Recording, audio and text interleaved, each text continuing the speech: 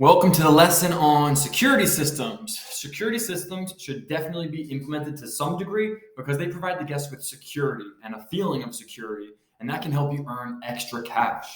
First and foremost, providing a sense of security at your unit is very important both for your tenant and for yourself. Everyone that comes will have an underlying radar for how safe they feel at your unit.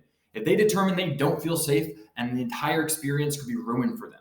You do not necessarily have to go overboard, but having the basics will go a long way with providing a good, safe experience for your guests.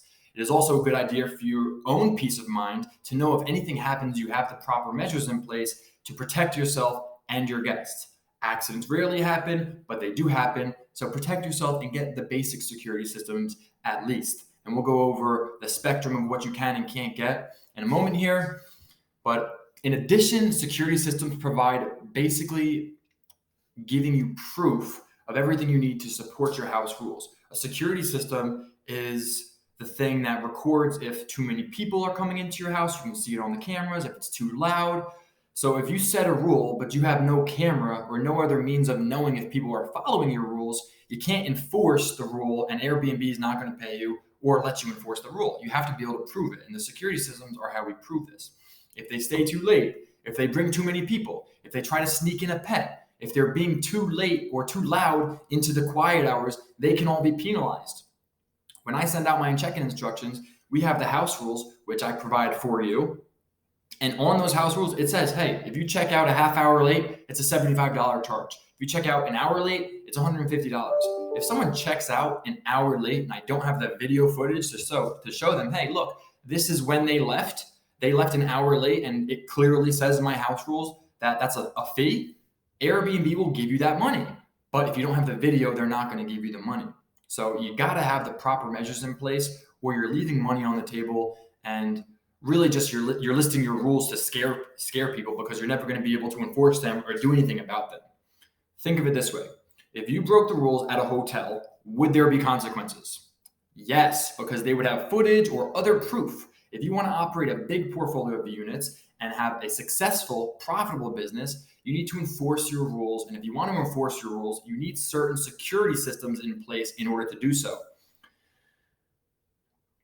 If a guest is an hour late, like I said, that's $150. How many guests throughout a year do you think are going to be an hour late?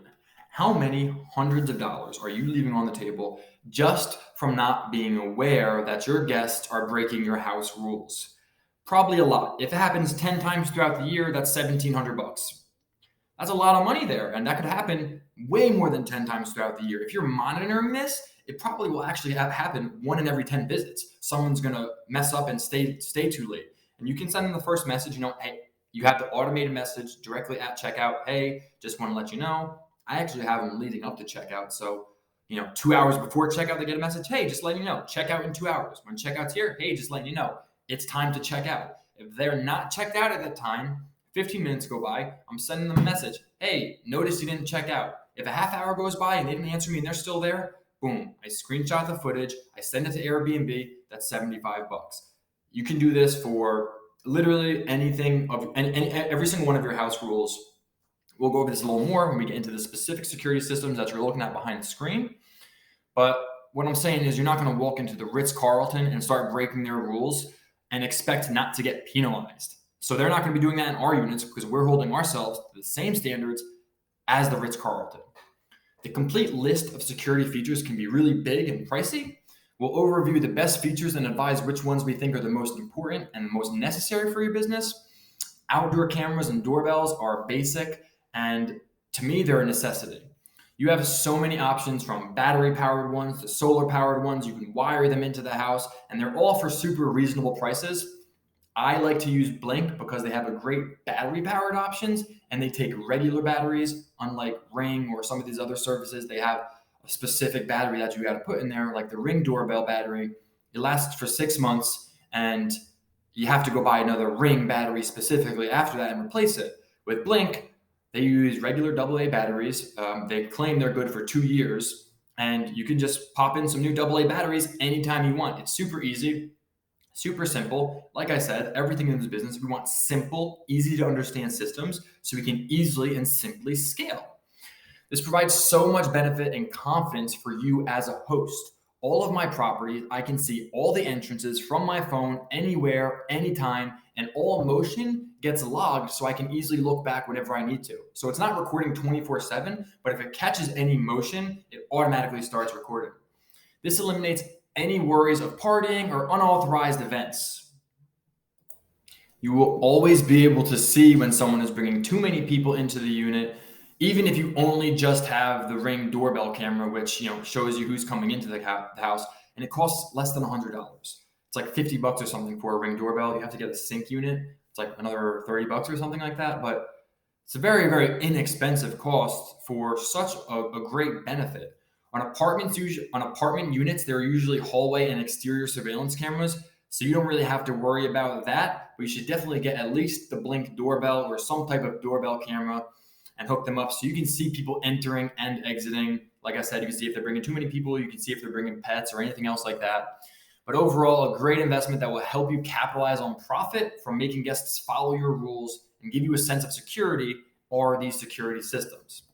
So let's make it very, very clear before we proceed that exterior cameras are the only cameras that are allowed. You are not allowed under any circumstance to have recording inside of your unit. Do not do it, and do not even I would even put a note inside your house somewhere in your book or something like that that says there's no indoor recording devices and no indoor cameras. One time I had a guest come and there's a little Wi-Fi unit for the Blink doorbells, so all of the doorbells can sync to this one unit. I had that plugged in a very discreet location. It's not a recording device. It literally just plugs into the wall, and it gives out a Wi-Fi signal or some type of Bluetooth signal that the cameras can connect to. And someone wrote me a 2-page review about how I was spying on them in my house. They never brought this up to me. Hey, I see something. I'm concerned. Are you spying on me? They never messaged me or anything like that. They went through the whole stay, didn't say anything about it, and then left me the longest review I've ever received about how I was spying on them. I simply just replied like, no, that's actually not what that is at all, and it's illegal, and I would never do that. But the damage was already done. And that's something that's like, again, you don't know until you know. I burnt my hand on that stove and got that scar, so you don't do the same thing. Don't burn your hand on that stove. If you have things that look like security devices inside, someone may think that you're recording them. Make sure in the guidebook or whatever you have inside your house, it's clear, or in the description, whatever it is, the automated messages, make sure somewhere that the guest is getting notified that there are no recording devices inside. Now, let's talk about smoke alarms. You definitely need to have smoke alarms installed for basic safety. Like if there's a fire, you got to have smoke alarms. People are not going to feel safe if there's no smoke alarms.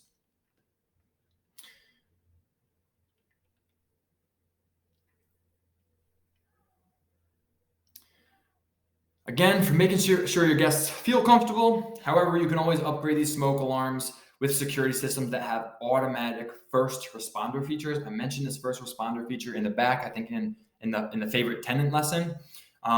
This is something I don't have on all my units, but especially if I use this in the pitch to get the unit, I make sure I put it there. The first responder feature is primarily to enforce no smoking rules, which is a huge concern for the landlord. When you're selling this model to your landlord and you hear them say something about smoking, come back and say, look, if that is your concern, we will have automatic response detectors installed, which means at the slightest hint of smoke, the police are alerted and will communicate with the guests via the intercom built into the smoke alarm, and they will automatically get sent out to the property. Like I said, people are way less likely to smoke in the house. When you tell them this up front, you have somewhere in the house rules, we have automatic smoke detectors. If it picks up smoke, firefighters or police are on their way, period. If they know that, they're much less likely to smoke inside. That always works for the guests and the landlords. It's not a necessity to implement these into all of your units. However, it should be a goal of yours to eventually dress all your units with the best security systems, including first responder alarms. Not required up front, but we always want to strive to be the best we can. And part of that is making sure your security systems are the best they can be. The next security device, and one of my favorites, is the Minute noise monitoring system. Inside the unit, you're not allowed to have any video or audio recording. It's very important to note that. However, you can have noise monitoring, not recording, it's just monitoring. So you can actually have a device that simply measures the noise levels in an area, and that's 100% allowed. This device is used to make sure people are respecting any quiet hours and avoiding any parties or large events. You can get notifications set up so past a certain hour, if they're too loud, it'll trigger and it'll send you a notification, hey, they're being too loud past 10 p.m. Again, this makes it very easy to prove when someone is breaking your house rules. If you're getting neighbor complaints about sounds, it will end up being a he said, she said scenario, and that won't be enough to enforce your house rules in your quiet hours. But with a noise monitoring system, it's very easy to show them that they were excessively loud and exactly for how long and exactly at what times because of this system. There's also actually a security system in itself that we must discuss. When I first started, I did not use a security system, but instead used the methods above to put my security measures in place. They will do a sufficient job alerting you when people on or around the premise are automatically, are on or around the premise, and it will automatically save the feature. And with this message, though, there's no automatic responses for break-ins, etc., and stuff like that. Most B&Bs I've been to, I do not have this, and it can often lead to the police being sent to the property if people don't. Okay, so let's start this over.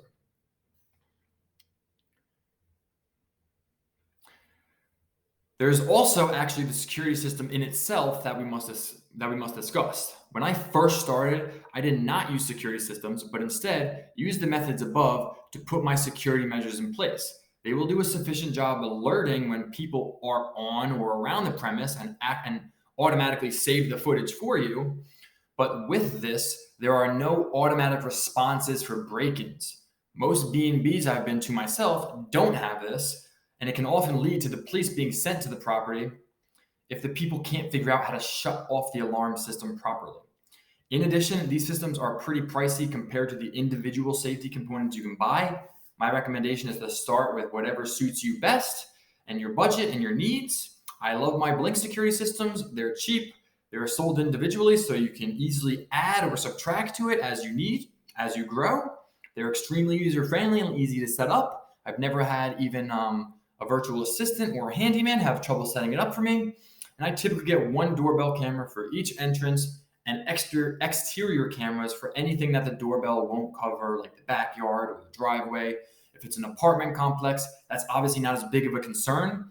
And a doorbell camera along with the indoor noise monitoring should be great. Like I said, the only thing you're really missing here is the function of an actual security system where you open the door and you have X amount of time to push in the code in order to shut off the security system before the cops get sent out. I don't like to have those. A lot of the times it's complicated for the guests, and a lot of the times that exact system will falsely send police or first responders to there because these people couldn't figure out how to work the security systems. The Blink setup really works great for me, so let's just take a look at some of the things we have just right here on the home screen. Basically give you a layout of all their products here. You have the Blink doorbells, super simple. I put a Blink doorbell on each entrance so I can see when people are coming in and out of each entrance. And if there's anything I can't see, like I said, a backyard, a piece of the driveway that the doorbell's not picking up, then I'll grab one of these cameras. These ones are exterior cameras. They're waterproof, they're battery powered. They easily connect anywhere on the house, basically with a screw, or you can use a 3M tape and just stick it up there. But hire a handyman to install these things. He'll just drill right into the property or put a bracket up there so it can snap in. But very, very simple. Some of my properties, I have floodlights if it's necessary. And, that's really for a situation where I want it to be properly lit for the guests. And then it also records it. But one of these Blink doorbell cameras and one of these little cameras right here, just to make sure you can see everywhere. And that'll be enough to support a lot of your house rules. Like I said, anyone partying, bringing in dogs, they're leaving too late, anything that they're doing that you can prove via a timestamp and video is going to go a long way. And these fees don't sound like super, super significant, but they're pretty significant. People will often bring more guests than they said that they were bringing. People will often check in later than they were supposed to. People will often try to check in earlier than they're supposed to. And people are often loud. and loud past the quiet hours. My quiet hours are 10 o'clock. So let's look at the Minut, MINUT, which is just the noise monitoring sensor that I mentioned. As you can see exactly what time it is, and it measures everything in decibels. So you can set the decibel level like, hey, if you're this loud, I want to know. It's super, super easy. It's super, super friendly. It literally is so necessary for your B&B. Like, you cannot have people partying. If you want to get shut down, have your neighbors complain about your B&B. That's the best way to get shut down. And the best way to have your neighbors complain about your B&B is to keep them up at night when they're trying to sleep. There can't be loud music blasting when people are trying to sleep. If you're in a secluded location in a single family home and no one else can hear, great, do whatever the hell you want. But most of the time, they're going to be somewhere where somebody else can hear the noise too late in the day. So get any one of these products. You can just take a look at the products they have. They're little tiny devices. They plug in, they connect to an app, and they let you know when stuff is getting too loud. It's so simple to use. Literally with a discount, $79. $79 to earn $100 every time they're too loud past 10 o'clock. Fantastic. You can prove it. Hey, Airbnb, look, they were this loud at 11 o'clock at night, at 1 in the morning. They were this loud, and my house rules clearly state this, this, and this. Boom, another $100. Or you can charge more for your quiet hours fee. You want to charge $200 for your quiet hours fee?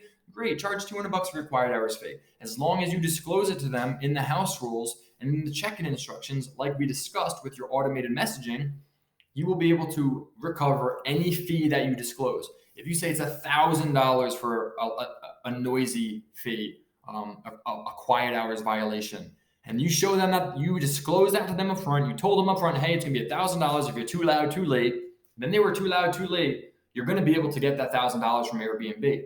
It's just covering your tracks, making sure you have the proof to earn the money on these. And then, of course, the primary function of these systems is safety. We're not worried, but we are concerned that the guests feel as safe as they possibly can when they show up and they see outdoor cameras and they see the Blink doorbell. Then you can say, look, we got a top of the line security system. It's 24/7 monitored, and anytime there's any motion, the footage gets recorded and we get notified and we can check it out. Now, once you get a lot of properties, you're gonna have to turn off your notifications for these because it's gonna get crazy. I had notifications literally buzz, buzz, buzz, buzz, buzz. I would get 120 minutes every time someone showed up. You know what I mean? The outdoor camera's picking them up in the driveway, notifying you. The Blink doorbell is notifying you every time someone walks in front of the camera. And if they walk away for 2 seconds and then come back, it's another notification. So you'll get a lot of notifications if you don't shut them off. What I like to do is just, I don't have the notifications on, but I have the monitoring on so that every time there's motion, it records it for you. You can actually even plug in like a memory card or an SD card to give it more storage, so you can record like literally an unlimited amount of footage.